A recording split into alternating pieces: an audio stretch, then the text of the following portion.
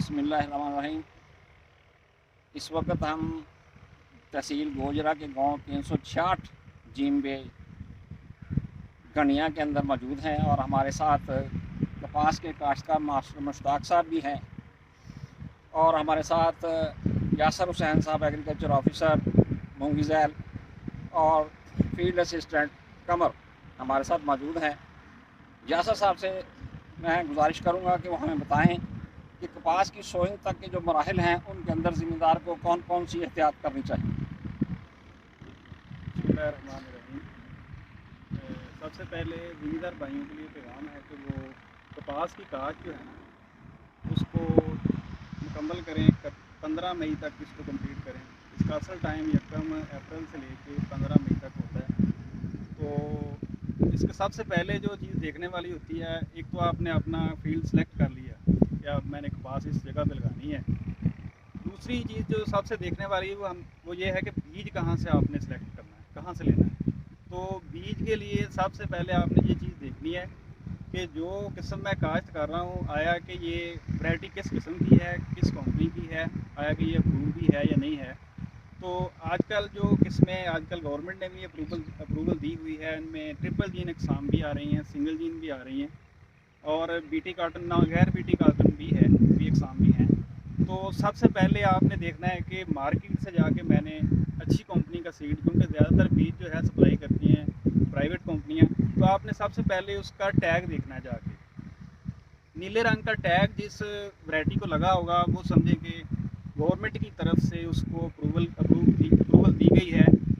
और इसके बाद आपने ये कन्फर्म करना है कि आया कि ये वैरायटी हमारे जो काश्त हमारे इलाके के लिए सूटेबल है या नहीं है। उसके बाद आपने ये देखना है कि ये वैरायटी ट्रिपल जीन है, आया कि सिंगल जीन है। ट्रिपल जीन से मुराद कि इसमें बॉल गोल्ड 2 टेक्नोलॉजी इस्तेमाल की गई है।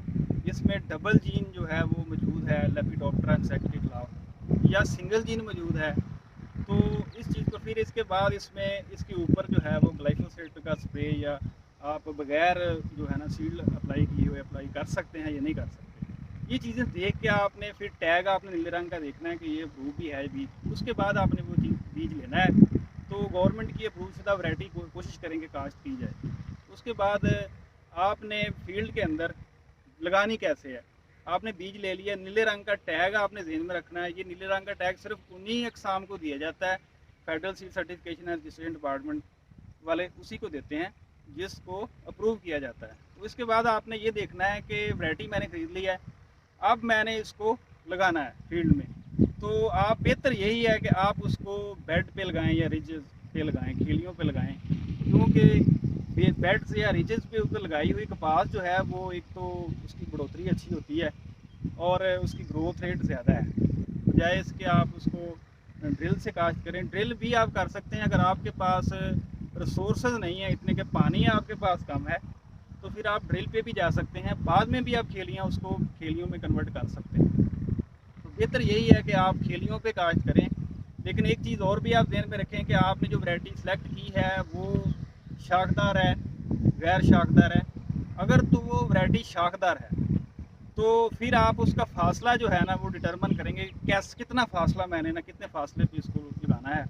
आप इसको प्लांटर से भी लगा सकते हैं, इसको मशीनी काश्त भी कह सकते हैं, और आप इसको हाथ से यानी खेलियाँ या बेड निकालने के बाद, जैसा कि आप देख रहे हैं हमारे पीछे फील्ड के अंदर ये दोनों साइडों पे लगाई गई है कपास, तो इस तरीके से भी लगा सकते हैं, हाथ से भी चोपा लगा सकते हैं, तो प्लांटर से भी लगा सकते हैं। ये दोनों तरीके हैं जो आप बेहतर समझते हैं अपने लिए। अगर आपका प्लांटर बहुत ज़बरदस्त अच्छा है, प्रिसीजन टेक्नोलॉजी इस्तेमाल हुई है, जितने फासले पे आप चाह रहे हैं उतने लगा रहा है, कोई मसला नहीं, तो फिर आप प्लांटर इस्तेमाल करें। अगर आपका प्लांटर इस काबिल नहीं है या अच्छा नहीं है इस्तेमाल, इतना ज़बरदस्त उसका जो प्रिसीजन जो है फासला प्लांट टू प्लांट प्रिसाइज नहीं है, तो फिर आप कोशिश करें हाथ से चोपा लगाएं। तो हाथ से लगाने के बाद आपने करना है पौधों की तादाद पूरी। तो मैं समझता हूँ जब आपने पौधों की तादाद पूरी करनी है उससे पहले एक काम ज़रूर करना है, आपने ना जर्मिनेशन टेस्ट करना है, जो कि मैंने आज तक जितनी मीटिंग्स की हैं फार्मर के साथ, मेरे ख्याल में मुझे 1 या 2 बंदा मिला है जिसने जर्मिनेशन टेस्ट किया है। और उसने मैं बड़ा मतलब कि उससे मुतासर हुआ कि उसने कहा कि मैंने जर्मिनेशन टेस्ट किया और मुझे 30% इसकी जर्मिनेशन मिली है। तो जब आप चेक करेंगे 100 बीज आप लेके उसको उगा के देखेंगे, 4-5 दिन में इसकी जर्मिनेशन उगाव हो जाता है। जितना बीज आपका उगाव करेगा अगर आपका बीज गाँव नहीं कर रहा तो आप क्यों उसको फील्ड में काश्त करेंगे?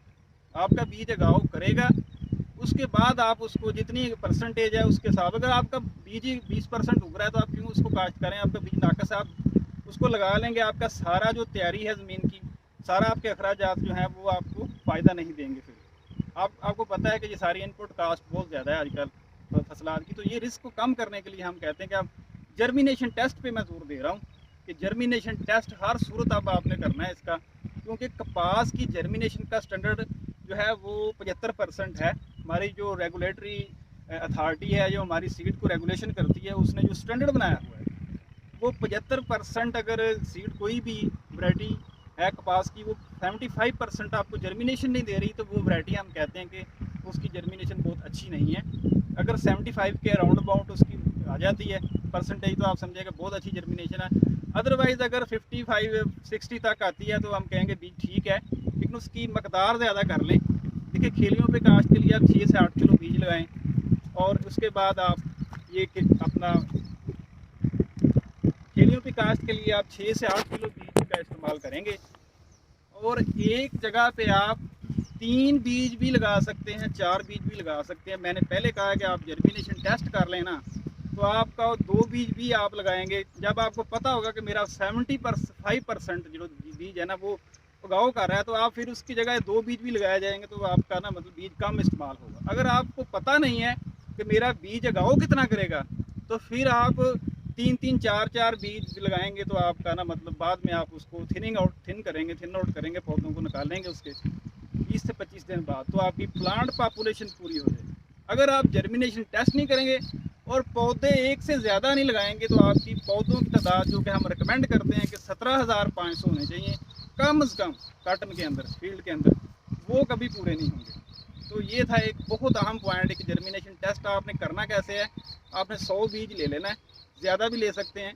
अगर आपके पास बीज की इंतजाम ज़्यादा हैं तो आप बीज को ज़्यादा 100 बीज अगर आप लें 400 भी ले सकते हैं, ठीक है ना, 500 भी ले सकते हैं, लेकिन आप 100 बीज लेके उसको आप कोई तौलिया वगैरह घर में जो आप डिस्कार्ड कर चुके हैं, फेंक चुके हैं, उसको लेके उसके अंदर रख के उस पर आप छाँव में उसको उगा के उसके अंदर आप पानी छिड़कते रहेंगे, ठीक है। या फिर आप पटसन की बोरियाँ जो है जूट की बोरियाँ आती हैं जो आप वो इस्तेमाल कर सकते हैं, उसके अंदर बीज रखेंगे, उसके ऊपर पानी छिड़कते रहेंगे छाँव में, तो वो बीज 4-5 दिन में उग जाएगा। 100 में से फ़र्ज़ करें आपके 50 बीज उगाए हैं तो आपकी जर्मिनेशन 50% है। तो अब आपने बीज का रेट जो है ना, इतना बीज अब लगेगा इसमें, उसमें उस हिसाब से चेंजिंग करनी। 75% अगर जर्मिनेशन हो तो हम समझते हैं कि बहुत अच्छा बीज है। अब इसकी जो है ना आप मकदार जो है ना वो कम भी रखेंगे तो आपका पौधों की तादाद पूरी। इसके बाद हमने बीज को जहर लगाना। काश्तकार भाई अब हम आपको बताएंगे कि ये सीड ट्रीटमेंट जो है ना, ये बीज को जहर लगाना, तो ये हम क्यों लगाते हैं, कितना ज़रूरी है और कैसे लगा सकते हैं, कितना लगा सकते हैं, कौन से ऑप्शन है। तो सबसे पहले ये बात है कि आप बीज जो जहर लगाते हैं, हम देखें सबसे पहले इसका मकसद ये होता है कि जो 2 तरह के जहर हैं, एक कीड़ेमार होता है, एक फफूंदी कुश होता है। आप लोगों ने फफूंदी कुश जहर और कीड़ेमार दोनों ही लगाना है, क्योंकि फफूंदी जो है ये ज़मीन के अंदर भी होती है, बीज के अंदर भी होती है, और कीड़ा जो है ज़मीन के अंदर भी है। तो ज़ाहिर बात है जब सीड ज़मीन के अंदर जाएगा तो फौरी तौर पे उसके ऊपर कीड़े भी हमला करेंगे और दूसरे जो हैं खुर्दबीनी जानदार वो भी हमला करेंगे। इस चीज़ से बचाने के लिए हम ना, अब देखें हम बाकी क्रॉप्स से जो है हमारे तो मक्की की फसल है बहुत ज़्यादा कीमती है माशाल्लाह, उसका बड़ी ज़बरदस्त प्रोडक्शन आ रही है। इसलिए आ रही है कि हम उसको पूरा उसका खाद भी पूरी डालते हैं और उसमें हम उसको सीड ट्रीटमेंट भी करते हैं। इधर कपास की फसल भी आप बहुत कीमती है, आपको पता है, इसका रेट भी माशाल्लाह अच्छा है और बीज भी काफ़ी, हर चीज़ देखें इनपुट कास्ट बहुत है, तो हम ये रिस्क नहीं ले सकते। इस रिस्क को कम करने के लिए हम सीड ट्रीटमेंट करते हैं। तो सीड ट्रीटमेंट जो है ना वो हम फंजीसाइड का भी करेंगे और कीड़ेमार जहर का भी उसको लगाएंगे। और उससे पहले जो बीज आपने सेलेक्ट किया, अगर आपने डीलिंट उसको खुद किया है तो ये हमेशा ध्यान रखना है डीलिंटिंग के दौरान कि बीज आपका अच्छा हो। जर्मिनेशन टेस्ट आपने कर लिया। बाज़ का तो ये होता है कि बीज हम पहले, मैंने जर्मिनेशन टेस्ट के ऊपर जो वीडियो बनाई है उसमें यही है कि आप जर्मिनेशन टेस्ट भी करें और साथ जब आप डीलिंट करें बीज को, अगर खुद कर रहे हैं तो कम से कम अच्छी तरीके से करें। बाज़ का ये होता है कि डीलिंटिंग के दौरान बीज डैमेज हो जाता है तो उसका गाँव नहीं होता। तो आपने पहले जर्मिनेशन टेस्ट कर लेना ताकि ये सारा ना पता चल जाए, उसके बाद आपने सीड ट्रीटमेंट करनी है। तो सीड ट्रीटमेंट जो है ना वो आखिरी मराहल आपका। सीड ट्रीटमेंट करने के लिए आप फफूंदी कोई जहर का इस्तेमाल करेंगे इसके लिए आप मुख्तलिफ फंजासाइड मार्केट में मौजूद हैं, उसके कॉम्बिनेशन हैं, आप कोई भी कॉम्बिनेशन। लेकिन एक चीज़ मैं सीड ट्रीटमेंट का कहूँगा कि आपने सीड ट्रीटमेंट जो है वो हमेशा रिकमेंडेड डोज पे ही करनी है। जितना किसी जहर का रिकमेंडेड डोज से ज़्यादा अगर सीड ट्रीटमेंट आप डोज इस्तेमाल करेंगे जो कि उसकी सिफारिश की गई है उसके ऊपर, बोतल के ऊपर, तो यकीन माने उससे उसके जो असरात हैं वो उसके अगाव पे भी आएंगे। तो इसलिए हमेशा रिकमेंडेड डोज से हमेशा सीड ट्रीटमेंट करते हुए ये पॉइंट आपने ज़हन में रखना है कि कभी भी एक मकदार जो रिकमेंड की गई है उससे ज़्यादा नहीं लगाना। इससे आपकी अगाव जो है जर्मिनेशन परसेंटेज कम हो सकती है, अगाव मुतासर हो सकता है। तो बहुत सारी ज़हरें मार्केट में मौजूद हैं। फंजासाइड हमारे पास जो है डाइफिनाकनाजोल भी है, ठीक है, और इसके अलावा हमारे पास जो है वो थायोफेनेट मिथाइल है। ये नॉर्मल से मैंने 2 केमिकल आपको बताए हैं। तो ये इसके अलावा डाइफिनाकनाजोल के अलावा डॉक्सिस्ट्रोबिन ये भी फंजासाइड है। इसके मुख्तलिफ मतलब मार्केट में कॉम्बिनेशन मौजूद है कीड़े मार जहरों के साथ। तो इसमें हमारे पास जो है वो कह सकते हैं मीटाक्लोप्रिड के साथ भी है और थायमथॉक्सम के साथ भी है, क्लोथिनिडिन के साथ भी है। तो मुख्तलिफ कॉम्बिनेशन जो है ज़हरें मौजूद हैं। ये दोनों मिक्सचर खुद भी बना सकते हैं आप। कोई ज़हर आप कीड़े मार ले आएँ और उसके बाद आप इन ज़हरों में से कोई ले के आप खुद भी इसका मिक्सचर बना के रिकमेंडेड डोज पे इसके सीड ट्रीटमेंट के लिए इस्तेमाल कर सकते हैं। तो सीड ट्रीटमेंट जो है ये करके आपने काश्त करना है। और ज़हरें मैंने आपको बता दी हैं और एहतियात जो है वो भी आपको बता दी है। तो सीड ट्रीटमेंट जो कीड़े बीमारियाँ जो हैं आपके बीज के अंदर और ज़मीन के अंदर उससे आपकी हिफाजत करेंगे। और इसके अलावा जो सकिंग पेस्ट है 1 माह तक उससे आपकी हिफाजत करेंगे। बिस्मिल्लाहिर्रहमानिर्रहीम। कपास के रस चूस कीड़ों के लिए जो सीड ट्रीटमेंट करते हैं उसके लिए जो सीड केयर है ये 5 ml पर kg बीज को लगानी होती है। और उसके बाद जो फंजासाइड है जो फंगस को कंट्रोल करने के लिए होती है वो टॉप्सन M है। टॉप्सन M 2 ग्राम फी किलो बीज को लगानी होती है। ये तमाम बीमारियों के लिए कंट्रोल के लिए बेहतरीन चीज़ है। ये खाद की रिकमेंडेशन जो है ना वो मैं कम इस पर थोड़ी सी बात करना चाह रहा था। तो खाद की सिफारिशात जो है महकमा ज़राअत की तरफ से जो आती हैं वो आपके लिए बहुत ज़बरदस्त होती हैं। लेकिन हम अक्सर ये चीज़ मिस कर जाते हैं कि हम पोटाश और फास्फोरस खाते हैं वो इस्तेमाल नहीं करते तैयारी के वक्त। तो सबसे पहले एक बात ध्यान में रखें कि फास्फोरस और पोटाश खाते हैं जो है ना ये बहुत ज़रूरी है।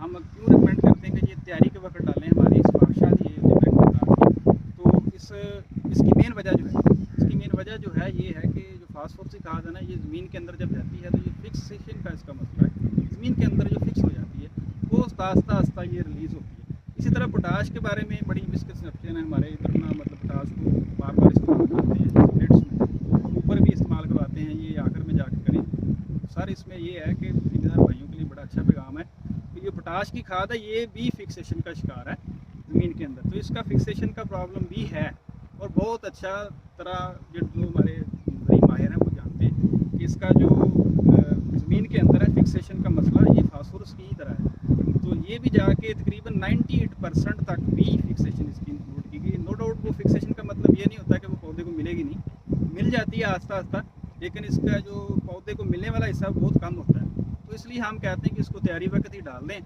तो आपको आस्ता थ्रू आउट सीज़न जो है वो पोटाश खादें और फास्फोरस खादें जो हैं वो मिलती रहेंगी। यूरिया खाद या उसके मुतबादल खादें जो हैं हमारे पास कैल्शियम नाइट्रेट है, तो इसके अलावा नाइट्रोफास है, वो भी आप ऊपर इस्तेमाल कर सकते हैं। वो उनकी अवेलेबिलिटी का इतना ज़्यादा मसला नहीं ज़मीन के अंदर। तो पोटाश खादें और फास्फोरस खादें आपने तैयारी के वक्त, चाहे आप ड्रिल कर रहे हैं, चाहे आप उसको बेड के ऊपर काज कर रहे हैं या टेलियों के ऊपर कर रहे हैं, पहले आपने ज़मीन के अंदर उसको मिलाना है। फास्फोरस खादों के लिए आप DAP का इस्तेमाल कर सकते हैं, सिंगल सुपर फास्फेट 18% उसका इस्तेमाल कर सकते हैं। इसके अलावा नाइट्रोफास भी आप तैयारी के वक्त इस्तेमाल 2 बैग उसके नाइट्रोफास के इस्तेमाल कर सकते हैं तैयारी के वक्त, या फिर 1.5 बोरी तक DAP भी एकड़ इस्तेमाल कर सकते हैं, या इसके मुतबादल खाते सिंगल सुपर फास्फेट का इस्तेमाल भी 3 से 4 बैग फी एकड़ के हिसाब से 18% तैयारी के वक्त आप डाल सकते हैं। इसके साथ अगर आप DAP या नाइट्रोफास नहीं डाल रहे तैयारी के वक्त तो आप फिर उसको उसके साथ यूरिया जो है ना सिंगल सुपर फास्फेट अगर इस्तेमाल कर रहे हैं तो उसके साथ यूरिया का हाफ बैग भी तैयारी के वक्त डालें। और पोटाश का 1 बैग जो है कम से कम 1 बैग आप तैयारी के वक्त SOP कोशिश करें, SOP सल्फेट ऑफ पोटाश का इस्तेमाल करें, उसमें 50% तक पोटाश है। तो आप कम से कम 1 बैग पोटाश